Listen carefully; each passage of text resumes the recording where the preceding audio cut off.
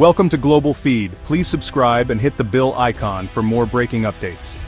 In early September, Bryan County, Georgia, was rocked by a massive federal raid at the Hyundai LG electric vehicle battery plant construction site. Armored vehicles and federal agents swarmed the $4.3 billion facility, halting work and detaining hundreds of workers. Nearly 475 people were taken into custody, most of them South Korean nationals, along with some Japanese and Chinese citizens. The raid targeted foreign nationals suspected of immigration violations, turning a symbol of international cooperation into a diplomatic flashpoint. Hyundai and LG lost not just laborers, but highly skilled technicians essential for the plant's operation, throwing the project's future into doubt. The incident sent shockwaves through the local community and the boardrooms of multinational corporations, raising urgent questions about the risks of investing in U.S. manufacturing. The once celebrated project now stood silent, its future uncertain. The American dream of a manufacturing renaissance suddenly seemed far more complicated.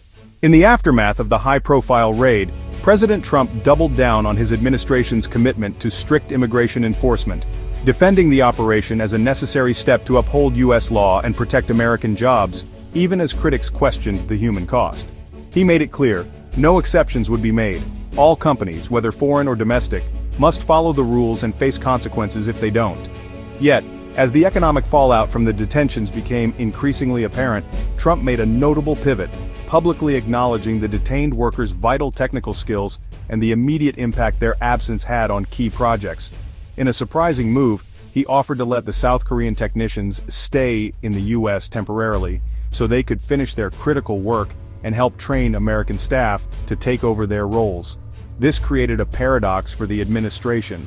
The same workers they had detained were now urgently needed to salvage a multi-billion-dollar investment and keep production on track.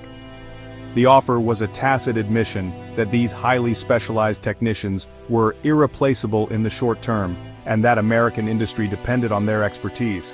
Trump's move was also deeply political, aiming to contain not just the economic fallout but also the potential diplomatic rift with South Korea, a key U.S. ally. He paused the workers' repatriation, putting deportations on hold while awaiting South Korea's official response and opening the door to further negotiations. The administration now faced the challenge of balancing its tough immigration policy with the practical needs of American industry and the demands of global business.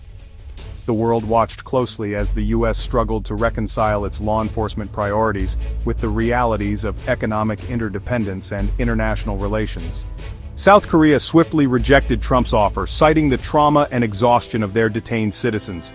Officials emphasized that the ordeal had left deep psychological scars, and the government could not risk further distress by sending anyone back into an uncertain situation. The priority was clear: bring their people home, not back to the job site. Families gathered at airports anxiously awaiting news, while government agencies coordinated a complex extraction effort. The repatriation process resumed, and on September 12, a chartered flight carried over 300 South Koreans and other foreign nationals out of the U.S. The relief was palpable as the plane lifted off, marking the end of a harrowing chapter for those involved. Only one worker remained, thanks to family ties. This individual's unique circumstances made them the sole exception in an otherwise total evacuation. The mass departure was a stark symbol of diplomatic failure and deepened the rift between the two allies. Offices and factories stood empty, a visual reminder of the breakdown in trust. The timing was disastrous, coinciding with sensitive trade negotiations. Both sides had hoped for progress, but the crisis cast a long shadow over the talks. U.S. officials' tough rhetoric further strained relations, making South Korea question America's reliability as a partner. Public statements from Washington were met with skepticism and even anger in Seoul. President Lee Jae-myung warned that the raid had sown confusion and fear among Korean businesses. He called for urgent reassurances to restore confidence and prevent further economic fallout. The message from Seoul was blunt: if the U.S. can't guarantee stability for investors and their staff, capital will go elsewhere. The threat of capital flight loomed large, with investors already reconsidering their options. The incident became a warning to other foreign firms considering U.S. investment. Boardrooms across Asia and Europe took note, weighing the risks of operating in an unpredictable environment. The diplomatic fallout was immediate and severe, leaving both nations to grapple with the consequences of a crisis that neither had anticipated. The raid cast a shadow over Hyundai's $26 billion U.S. investment plan, centered on expanding electric vehicle production. The Georgia battery plant, once a flagship project, now symbolized risk and uncertainty. Hyundai began reassessing the political and operational risks of manufacturing in America. The sudden enforcement action shattered the perception of the U.S. as a stable investment environment. The potential withdrawal or delay of Hyundai's plans threatened tens of thousands of jobs and the growth of the U.S. EV industry. The company faced a tough choice: proceed and accept new risks, or shift investments to more predictable markets like Canada or Mexico. The financial and strategic stakes were enormous for both Hyundai and the American economy. The raid forced a reckoning. Hyundai's next move could reshape the future of U.S. manufacturing.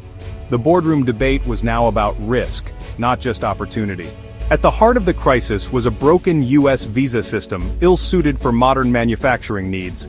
The system, designed decades ago, has not kept pace with the rapid advancements and specialized requirements of today's industries. South Korean firms had long struggled to legally bring in skilled technicians for short-term specialized work. These technicians are crucial for maintaining and upgrading complex machinery, ensuring that production lines run smoothly. Many detained workers were on visa waivers or business visas, which don't allow hands-on labor, creating a legal gray area. This ambiguity left companies and workers vulnerable to sudden enforcement actions.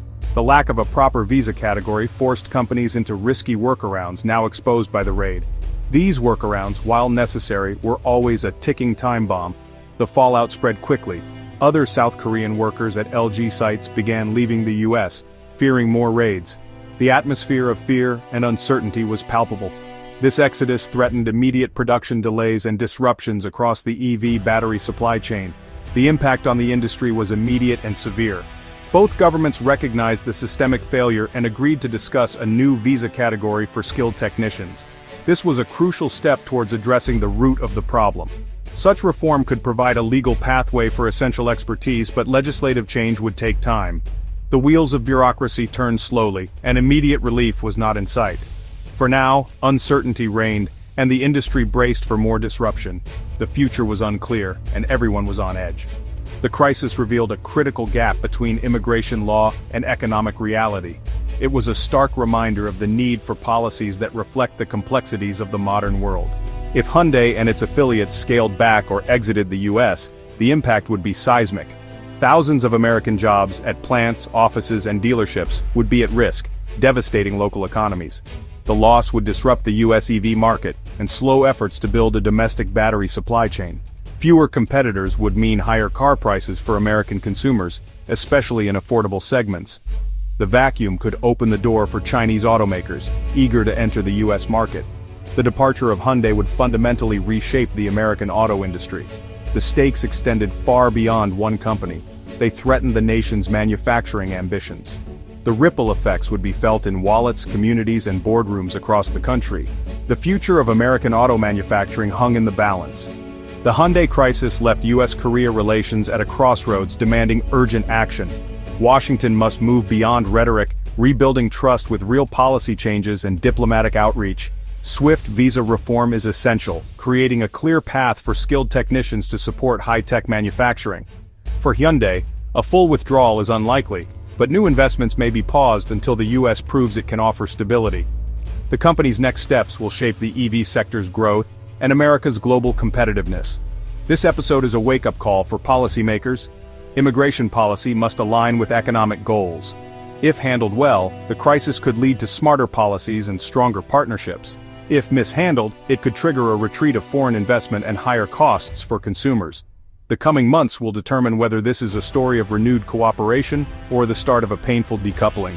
The world is watching as America decides its industrial future.